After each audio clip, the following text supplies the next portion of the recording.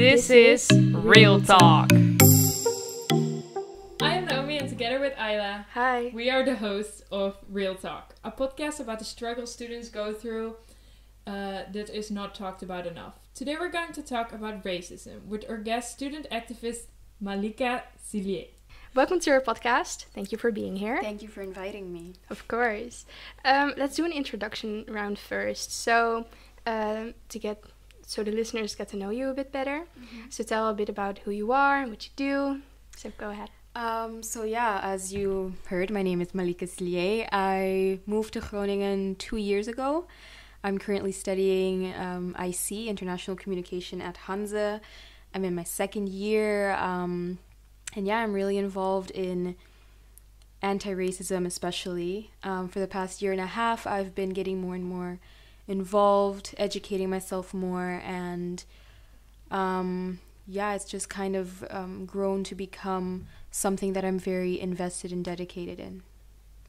Yeah, so what exactly do you do on the topic of racism? So can you maybe talk a bit about what you've done and what you're doing now? So I have been educating myself a lot. I've been reading books, watching movies, documentaries, listening to podcasts, but I joined the Groningen Feminist Network earlier this year. I think it was in March. And that sort of gave me a platform to share the knowledge that I have and that I've acquired. And I was involved in organizing the Black Lives Matter protest that was in Groningen in June. I also was involved in, I didn't start a petition, but I was involved in having a meeting with the executive board of Hanze about anti-racism within the university. And I also recently opened a blog, which I am really trying to keep up because I feel like I've always had a lot to say, and I also enjoy writing, and I thought it would be a great place to sort of put it all into one kind of space. I've done more things. I've had educational meetings about anti-racism. I have had I'm also part of Kick Out Zwarte Piet Groningen now. Mm-hmm. But I think that's kind of the gist of it. So you're an activist. Yes. And you've done a lot of things. How did it all start? When did you decide to really do something about this? I think I grew up in Curaçao, so the majority of the population there is Black, but now that I have moved here, I can also see a lot of internalized racism there. But the thing is, after moving here 2 years ago, it kind of just immediately hit me in the face how racialized society is, because as soon as you become the other, you notice everything. And that made me really start to question my own internal biases, because after I moved here, I was very self-conscious being in public. I felt like my hair was always super dry and ugly, for example, compared to everybody else. I felt very uncomfortable, and I really spent time to unravel that internalized racism that I had. And after that, I just sort of kept wanting to educate myself. I kept seeing all of these things going on around me that was wrong, that I thought needs to be improved, definitely. And I felt like if there is anything I could do, I would want to do it. And right now I'm at a point where I don't feel like I can ignore things anymore. You're studying international communication. Yes. So are we. And what role did Hanze play in your view on racism? Because you got here 2 years ago, mm-hmm. and then you got in a totally different country. But here at the Hanze, how did that change?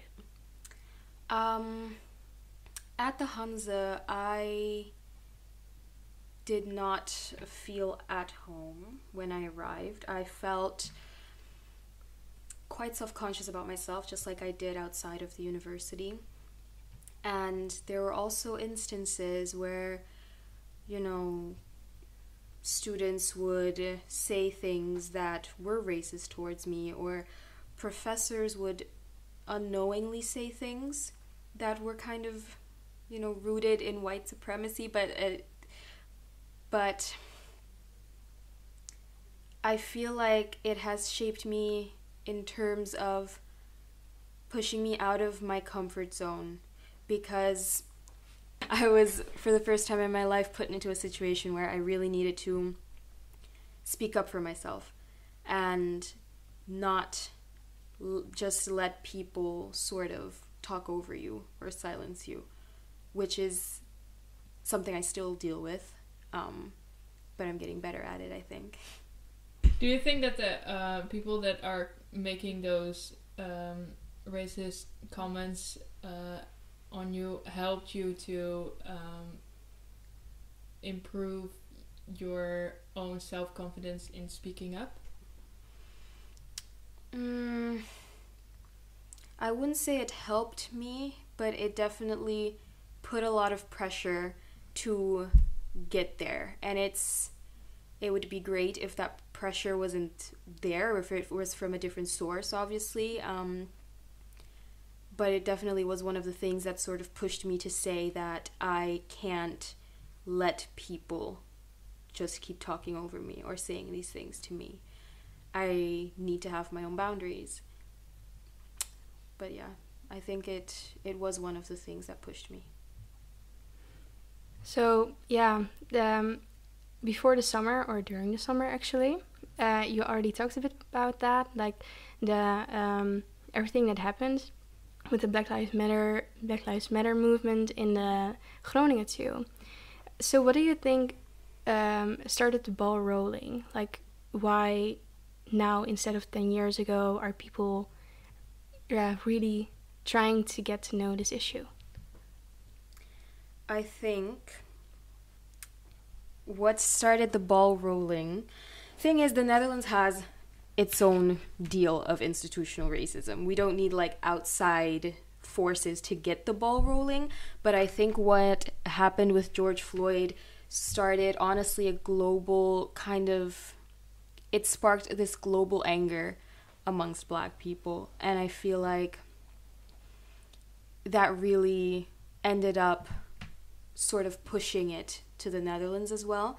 But I really did not want it to just focus on the United States, because I feel like a lot of people have this same sort of argument, you know, why are we wasting our time with other countries? You know, why are we having all these protests for people who died in another country? But institutional racism is so common in the Netherlands, and I feel like I really wanted to use that opportunity to show solidarity with African Americans, but also to really shine a light on the situation in the Netherlands as well. And in the middle of the Black Lives Matter, like the wave of Black Lives Matter protests in the Netherlands, I don't know if you were also following the law that was about to be passed by the Senate. I don't think I've noticed that. I started a petition against this law, which could have been passed before the summer, which would have granted more immunity to police officers in the Netherlands, would have made it harder to prosecute them, hold them accountable, and would have made them able to use rubber bullets and taser guns within every single arrest.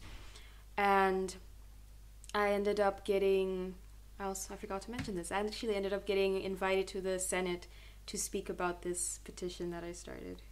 Oh yeah, we saw that on Instagram. Well, that's such a great opportunity for you to speak up about it. Yes, definitely. Did it change something? I mean, do you feel like it did something? You going there?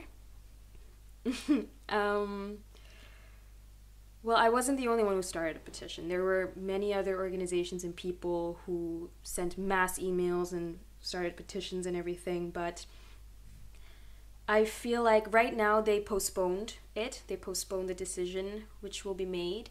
I am extremely cautious with being hopeful about governments and corporations and institutions actually changing their actions. But I feel like making sure that it was postponed and having them know that the public is watching them and having the public put pressure on them was valuable, so that they at least know that it won't happen without resistance. And you have had a conversation so high up, but also here at the Hanze, we saw you had a conversation with the executive board. Can you maybe tell us a bit about how that started and how you got to talk with them? Yes, it's a bit of a long story, but I will shorten it as much as I can.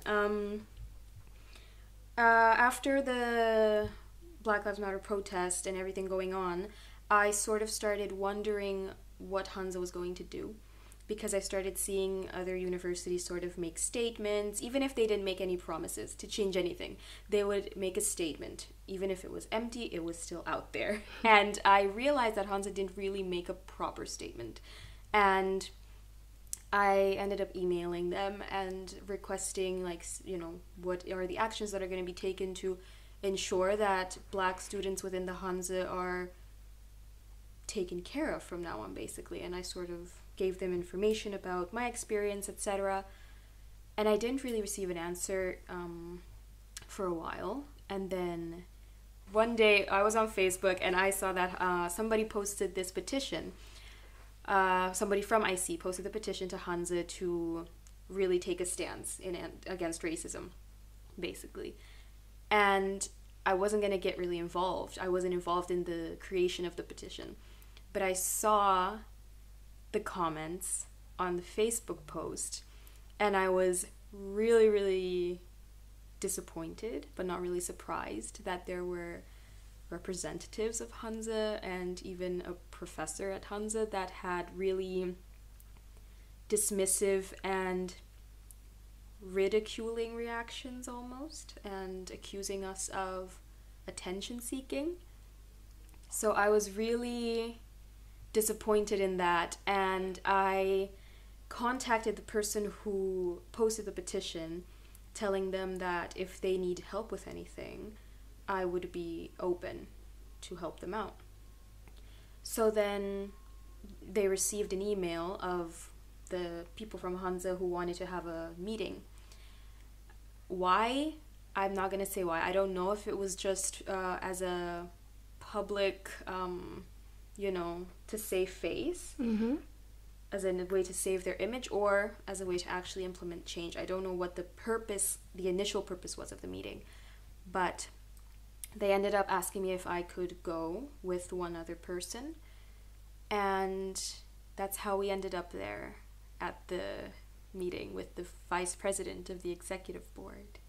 What did you talk about? I mean, how did that go? It did not go bad. It went relatively well. We talked a lot about our experiences, the experiences of other people that people have shared with us, and we told them what we think could be implemented, ideas and strategies, I guess, that they could use. They seemed quite receptive and responsive to our ideas, and told us that we would have a follow-up meeting with them, which they actually reached out to us recently about. And I'm not praising anything yet because nothing has been implemented yet, and I'm just saying that I really was satisfied with how the meeting went and how it was a respectful kind of interaction between everybody. Do you think that Hanze will definitely take a step, like some kind of step, even if it's a small thing, against racism? Or do you think this is just, that meeting would just be good for their PR, for example? I think the fact that they reached out is a good sign. I think it is likely that something will be implemented, is how I feel. I'm not hopeful, again, but I think it is quite likely. Do I think the Hanze would ever come out and really say they are anti-racist or against white supremacy? No, because at the end of the day it is, well, it is a university, like, you know, a business. So I don't expect that. But if they would at least change things behind the scenes, making sure that students of color feel more comfortable, don't have to experience microaggressions from professors, have a student counselor that they can actually express themselves to, that actually understand them, then I already see that as a decent step.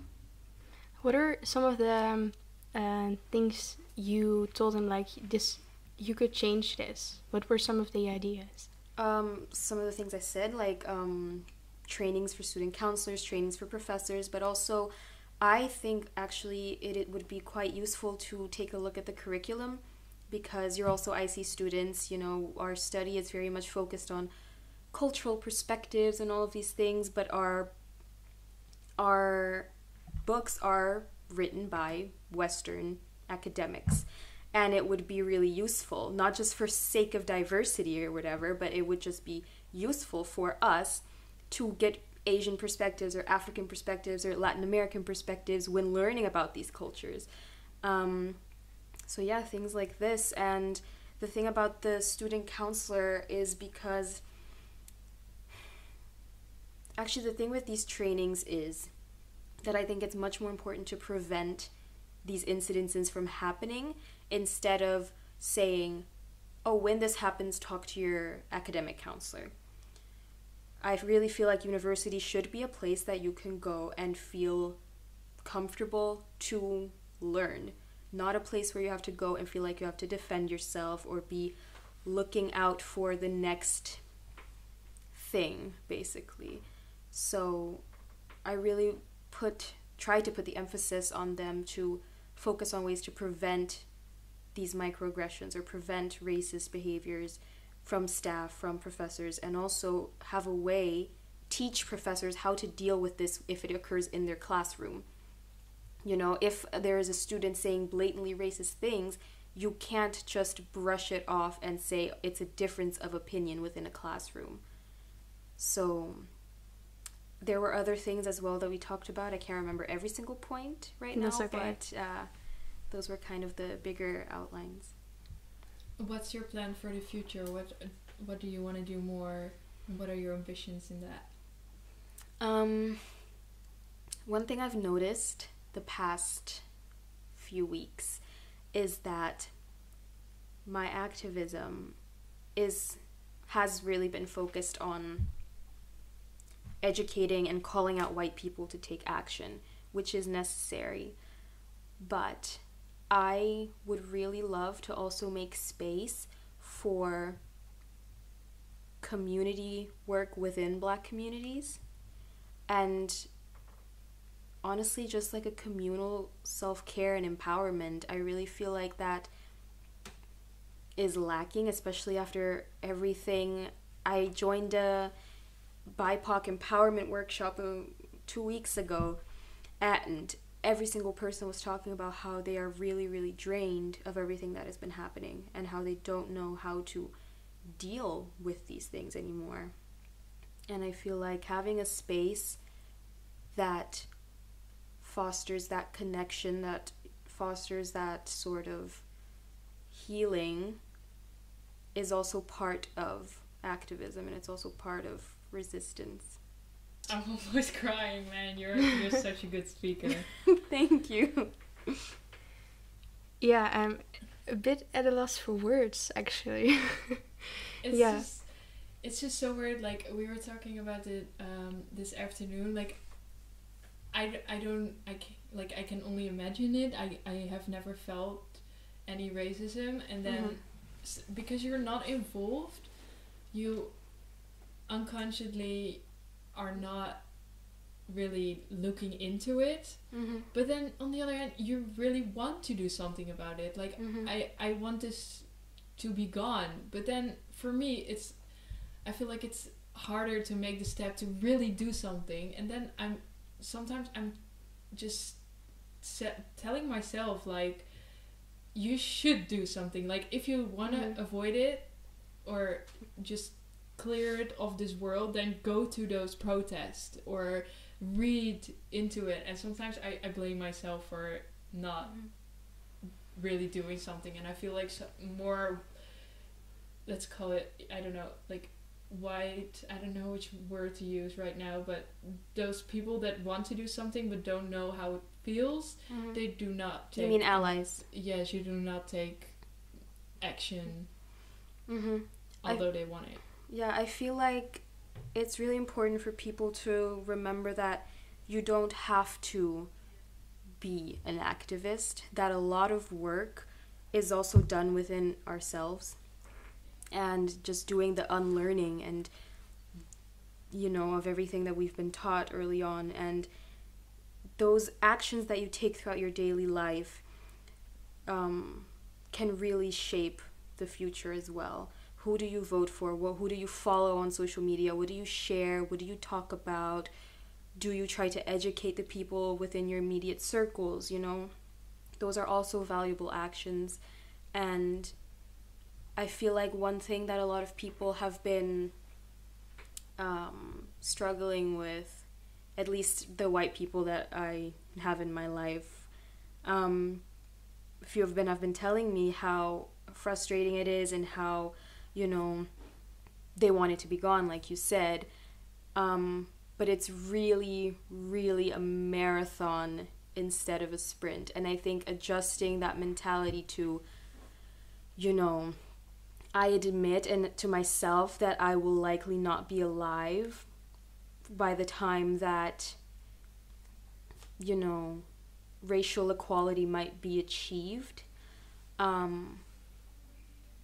But I am able to sit here with you today because of the people who were alive before me, who died before me, knowing that they would also not see the fruits of their labor. And now I am sitting in the shadows of the trees that they planted, basically. So it's really,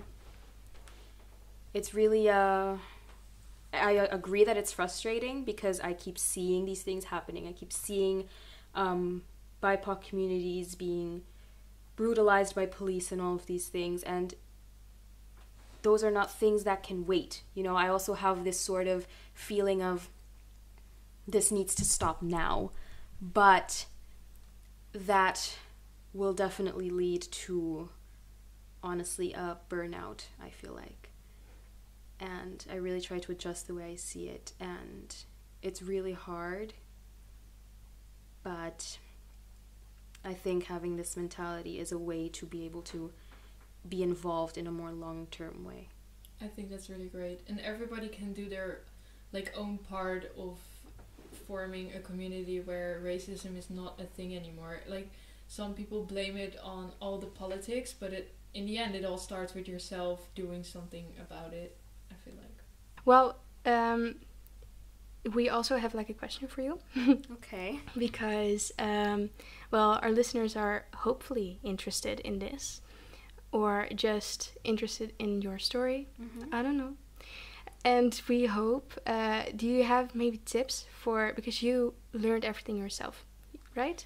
Yes, from experience and also from reading, yes. Yeah, do you maybe have books, podcasts, just things where people can learn from? Resources. I do have resources. I have a few that are my go-to when people ask me this question, because these are people that I really admire. There's this woman who's an anti-racist educator called Monique Melton. She's an African-American who currently right now she has a 21-day anti-racism challenge, actually, which is free, and it basically gives you a new task every day to do. I haven't done it yet, but it's definitely on my to-do list. But I really love her. She has classes that you pay for, but she also has Instagram live streams sometimes. She does a podcast, and she also has classes where you pay what you can, so you pay as much money as you can afford. I also love following No White Saviors on their organization in Uganda. I don't know if you've heard of them. No idea. They're this organization in Uganda that really focuses on white saviorism and centering whiteness and how we can go against that, basically, and also, neocolonialism and all of that. And books. Currently, I'm reading why I'm no longer talking to white people about race. It's a long name, but it's focused from a UK perspective. And it's, so far I'm in the middle of the book, it's really like focusing on history, which is really interesting because a lot of these books are very American. And so I really am enjoying reading that. And then I'm also going to be reading White Fragility soon, which I heard can be used really greatly for self-reflection and recognizing your own inner biases. Though there are criticisms about that book. It's written by a white woman, and they say that it is written in a very infantilizing way towards people of color. But yeah, I'm always sharing resources on my Instagram. So, I mean, your listeners can follow me if they want. And I share, like, honestly, I share resources every day that I find, so... Yeah, and your blog might be interesting for the listeners as well. Yeah, yes, we'll I have it in links. my it's in my Instagram bio, the link to my blog. So yeah, this was actually all the questions we had. Yeah. So do you have anything more to share, or that you want the listeners to know, or you just want to be out there? I don't know. I'm honestly also just figuring out the position that I want to have within this conversation, within this whole issue. And I feel like people need to realize that, yes, making mistakes is harsh. But if you don't do this work and you don't make mistakes and then hold yourself accountable and move forward, you will be stuck in the same place, and we will all be stuck in the same place as a society. So to really try to move forward without that fear and without the expectation of getting it perfect, and also without the expectation of, if I do this for a few weeks, I will see change. And also, it's really important to really look within ourselves and question why we are doing what it is we are doing. Because if you are engaging in anti-racism work as for any reason other than the total liberation of people of color, it will cause harm to those communities. So you really need to look within yourself. Thank you. So thank you again for being here. This was so great. Thank you a lot for asking me to do it. Do you want to tell us a story? You can send an email to naomi@vanderpam.nl and maybe we will invite your story to a future podcast.